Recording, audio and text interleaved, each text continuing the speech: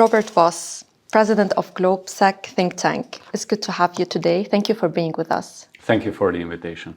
Our pleasure.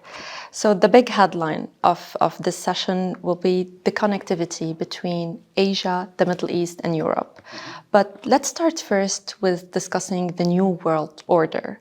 How do you see it, especially now under a new Trump administration? Can we talk maybe broadly about that?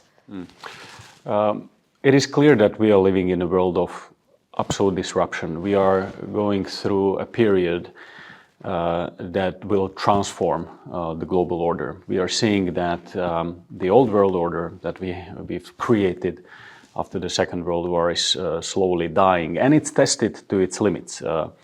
Not only by the new technology, which is putting the old concepts into the question, but also the conflicts that we are seeing in the Middle East, in Africa, or in Ukraine. These are not only regional conflicts that are not connected. These all will have a tremendous impact on the world as we see it.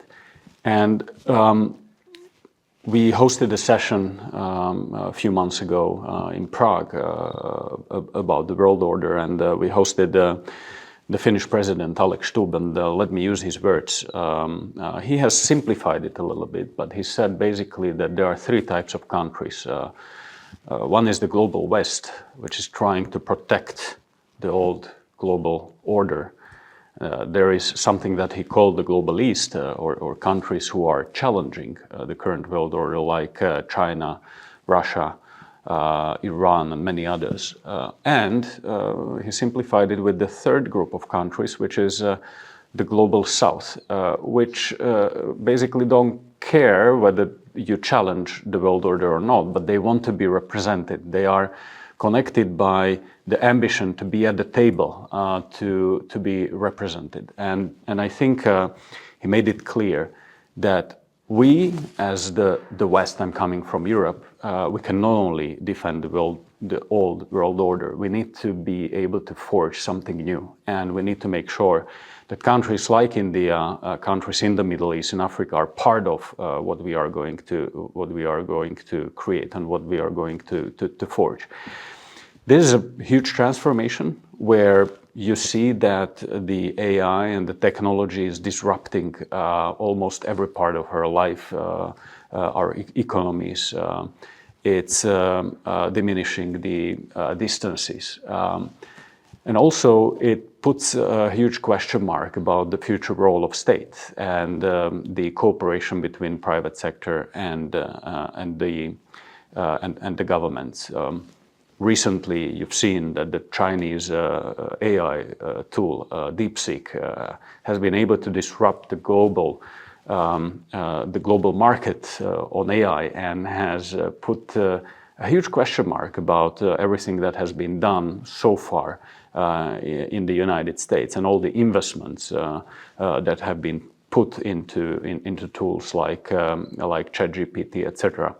If the Chinese are able to do it with less effort, with less energy, and with less investments, this is really a basic for the future geopolitics. So technology is becoming the basic building block of the future geopolitics. And here, I think countries like India and Middle East are going to play a very important role. Speaking of Europe and Asia, what do you think are Europe's priority in its engagement with Asia today? I would maybe mention the project Global Gateway that was introduced in the European Commission under Ursula von der Leyen.